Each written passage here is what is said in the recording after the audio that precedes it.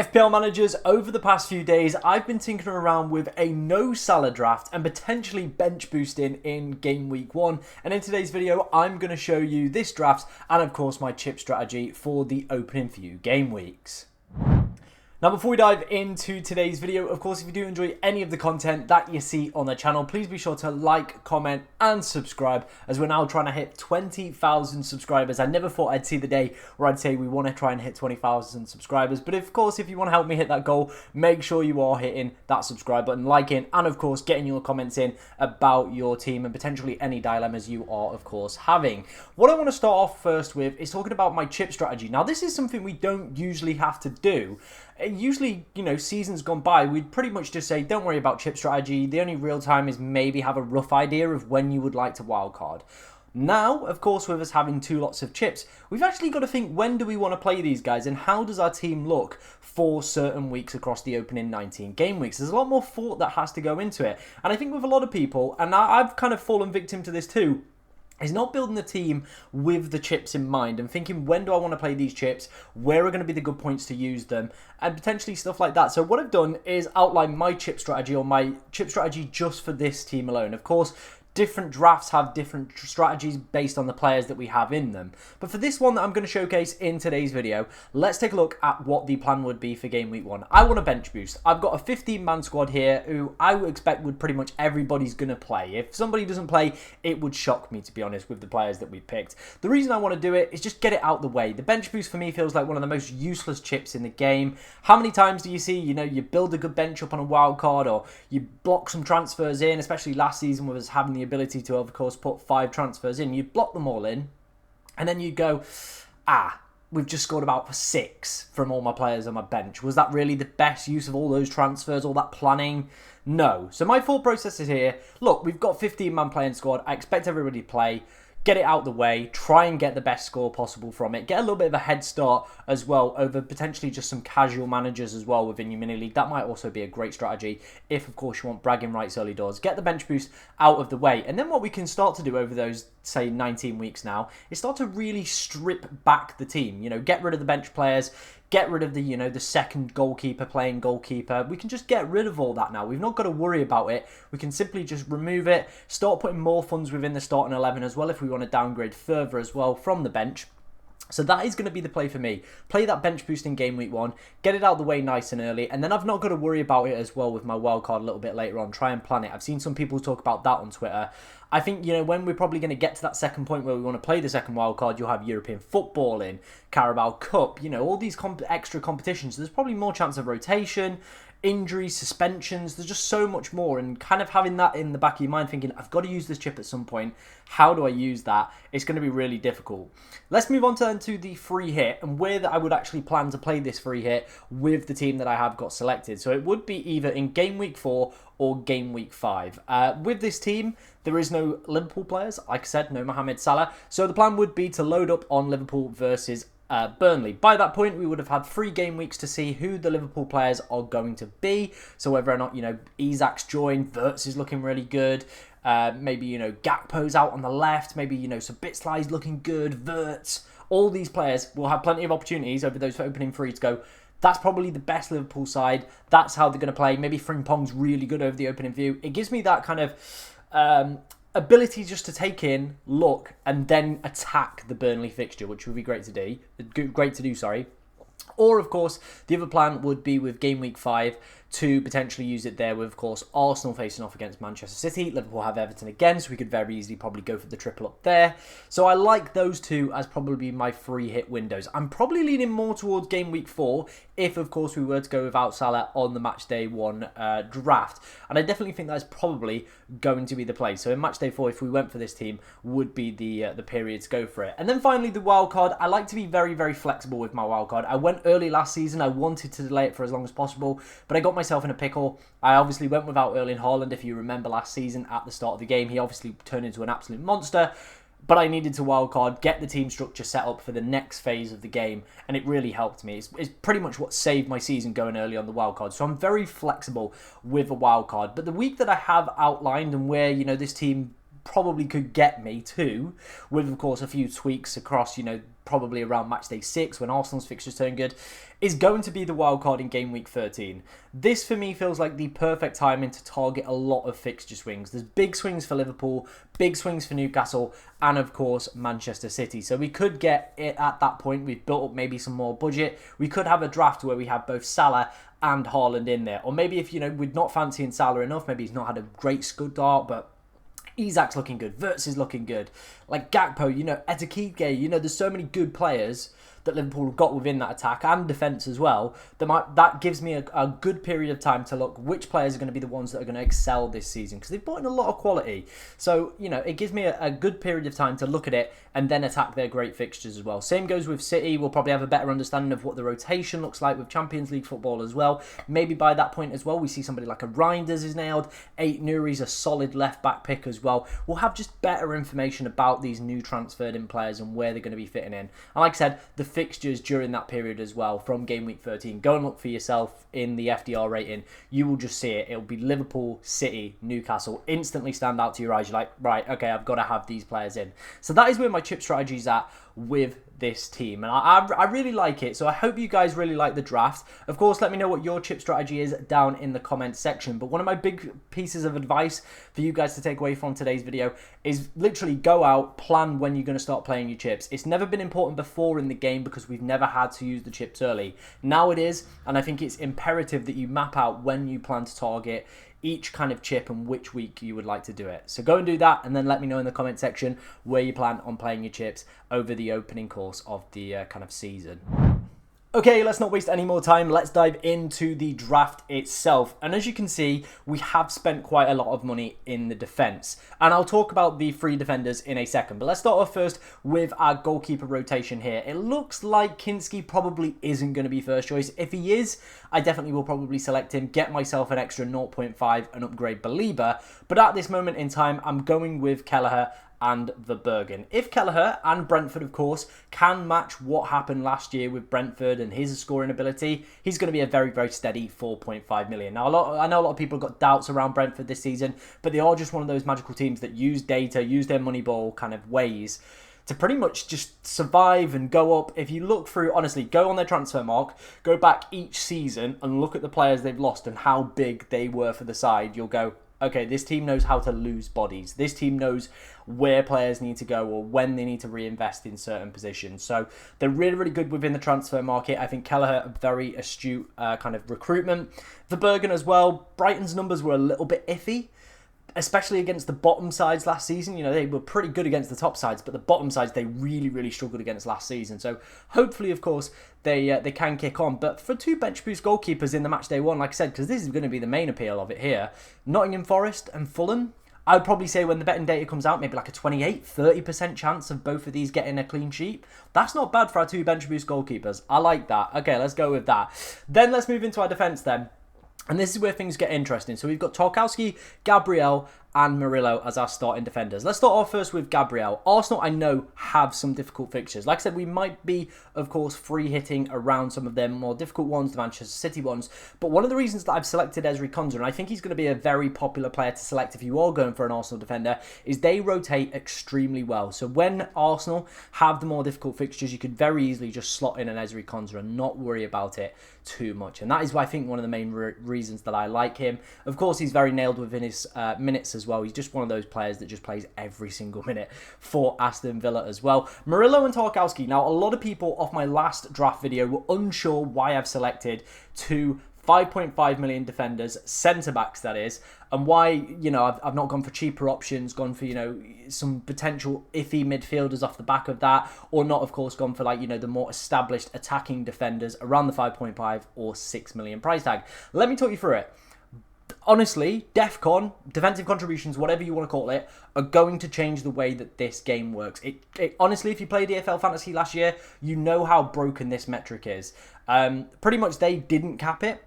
They brought in some rules now where it's a little bit more capped, but they didn't cap it last year. And everyone for large parts of the season, especially second half, was just rocking back threes every single week. Anthony O'Connor, Dimitru, these guys that you've probably never even heard of because they play League 2 football in England, were some of the best scoring players in the game because they just cleared the ball. That is what Tarkowski and Murillo are going to do. They're just going to clear the ball. They're going to pick up those points as well. And if they were added to last season's scores, these two would have been some of the best scoring defenders within the game. That is absolutely unbelievable that Tarkowski and Murillo would have been two of the best scoring defenders in the game. Also, as well, a change in bonus points as well means tackles are going to equate more towards the bonus point system. So we're probably going to see those more active defenders, which Tarkowski and Murillo are, doing better in the bonus points. So when that team probably keeps a clean sheet, then it's probably going to push them up further and they might grab a few extra points off the basis of that.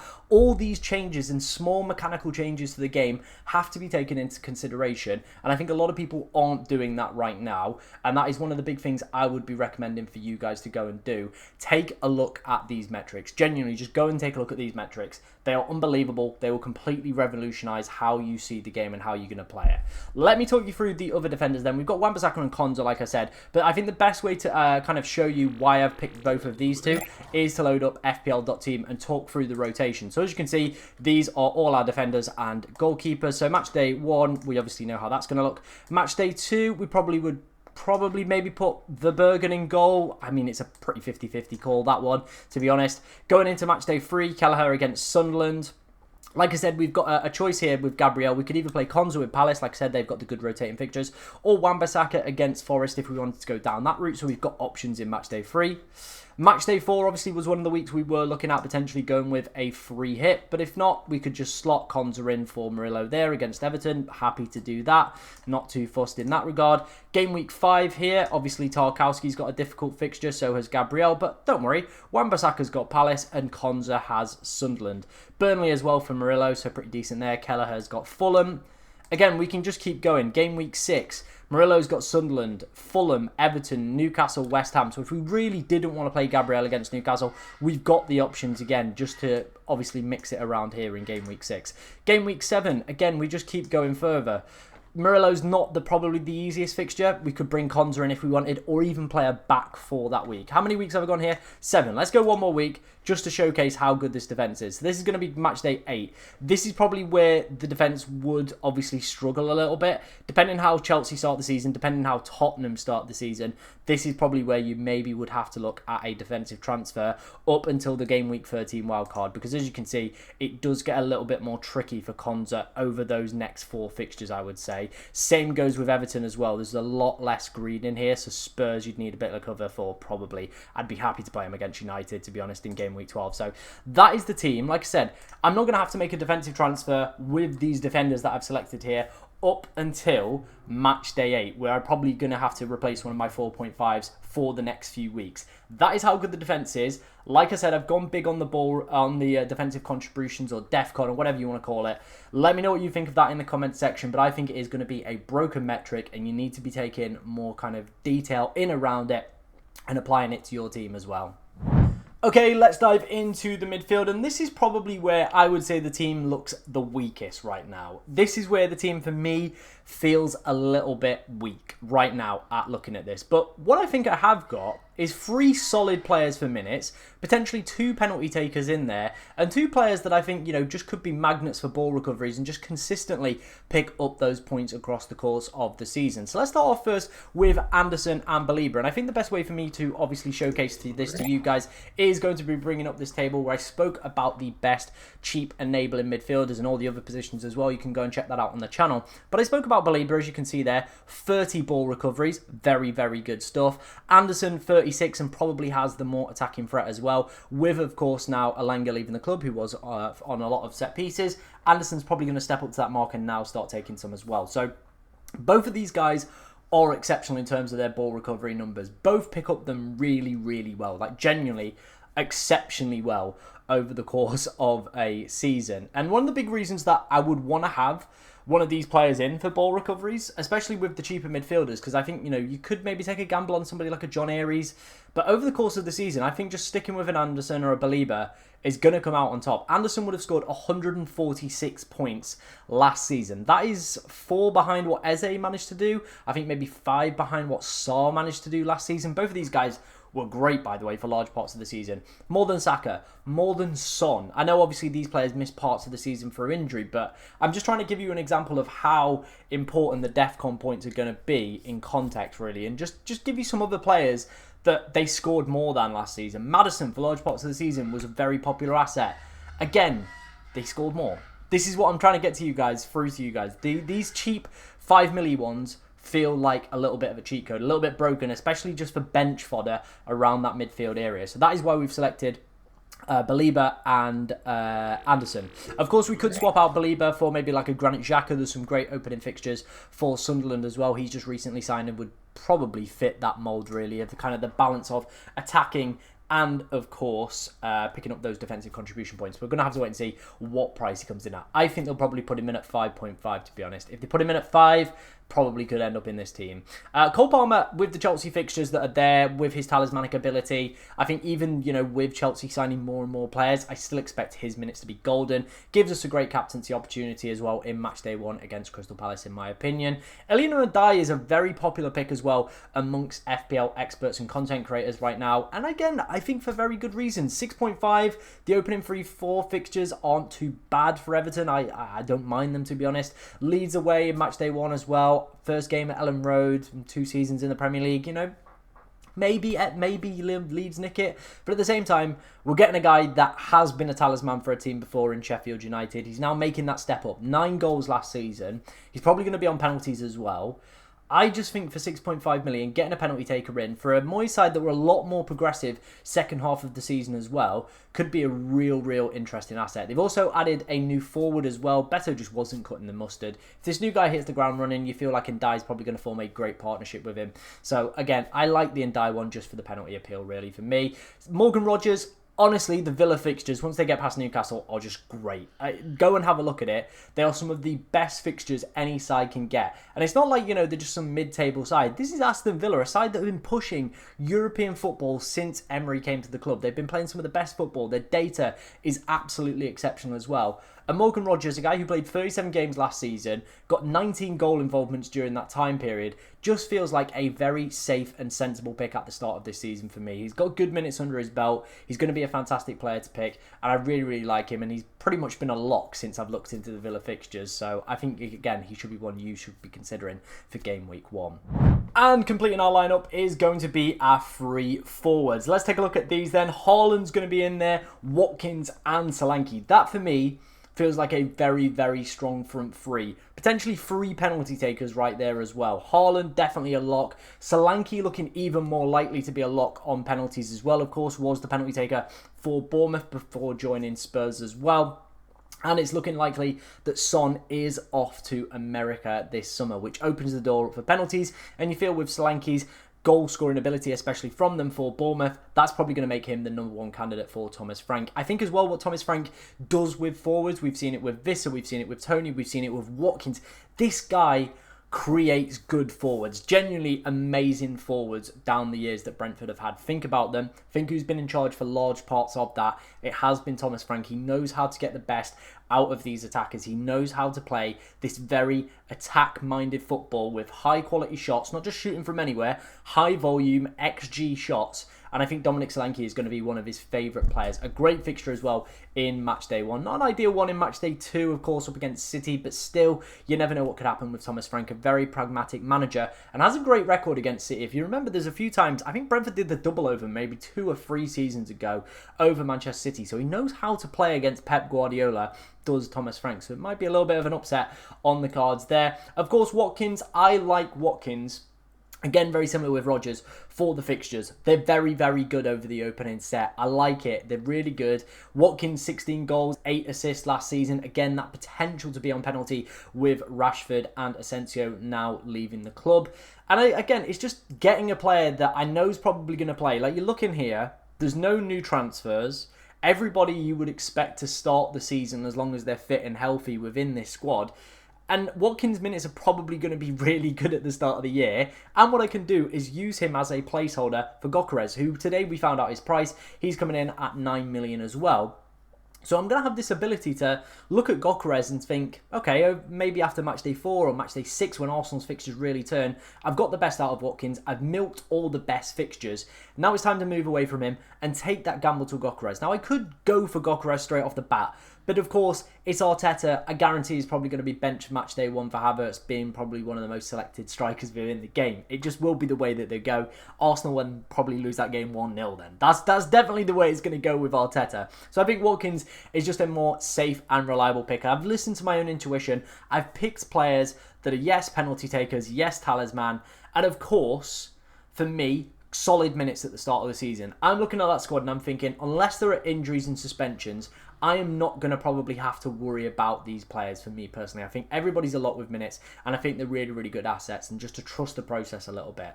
Same goes with Haaland as well. 23 goals for Haaland, and people are writing him off saying it was a terrible season. The fixtures for City as well are really, really good. If you look at the 11-5 numbers, they've actually got them top for those projected numbers as well. I think switching between the captaincy of Palmer and Haaland as well is going to be an interesting dynamic. And I always like to start the season a little bit different. You know, if you watched me last year, I didn't have Erling Haaland within my side. Of course, large parts of the season, most of us didn't. Like, I could see that was a problem with him being at that 15 million price tag. Unless you were captaining him every single week, you weren't going to get the best benefit out of him. So I'm thinking, with Salah having more attackers around him, high quality attackers, yes, you could argue that he's going to probably get more assists because he's got better players around him. True, but at the same time, is that maybe going to lower his overall goal involvement ability? I think potentially, because you've got quality like Isak on the ball, or, you know, on the left, Etikike or Verts, potentially taking some of those assists away from him, taking some of those goals away from him, because realistically, they're not going to score like more than they did this season. They're probably going to score maybe around the same, maybe a couple more, but they're not going to blow teams away like 10-0 every week. It's just not going to happen within the Premier League. There's too much quality. So I do think we're probably going to see a little bit of lower goal involvement for Salah this season. I just think we are, because of the quality that they brought in. Now, you might think I'm being a little bit daft, but I genuinely think that could be a possibility this season. So that's why I've gone with the team I've got. I like the forwards as well, because if Isak starts cooking at Liverpool, or if he stays at Newcastle, we've got that ability to downgrade Haaland to him. We can, of course, then use that money to upgrade one of the midfielders to Verts if Liverpool's fixtures, and obviously Verts has settled within the Premier League. We've got Watkins, who, of course, can be very interchangeable as well with Gyökeres at a similar price. There's so many good 7.5 million forwards as well that we can, of course, replace with Dominic Solanke.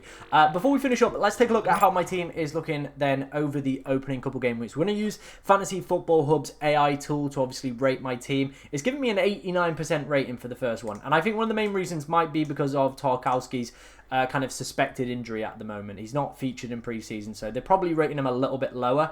I expect that's probably going to be like a 4.3 for those opening 2 games anyway, if he was to, of course, play. But yeah, they're not the biggest fan of the draft that I've built, which is a little bit concerning. But like I said, the team is looking really good with the bench boost in mind for game week 1. If we head to game week 2 then, and it's optimized my team already. Interestingly, that it's actually got Belieber and Anderson both outscoring Rodgers in that game week. So that's obviously one to monitor as well. We've got our goalkeeper situation, of course, pretty similar score lines for both of these guys as well during that week. Solanke 4.2, maybe we could swap him in for Rodgers. Again, the team's looking pretty decent across the board. And then finally, game week 3 here, I'm pretty happy with how the signs line up again, to be honest. Looks really good across the board. Of course, we can just bench Gabriel, put Tarkowski in there. It's a pretty steady back line. Of course, if you want to go get your team and obviously have a play around with this tool over on the Fantasy Football Hub website, make sure you're using my link in the description. It massively helps out me and the channel as well, and allows me to keep making amazing content for you guys. So like I said, go and check it out. Link in the description. Let me know what you think of my drafts as well in the comments. If you did enjoy today's video, make sure you're subscribing and hitting that comment and hitting the like button, and leaving your team in the comments as well. Thank you very much for today, ladies and gentlemen, and good luck in game week 1.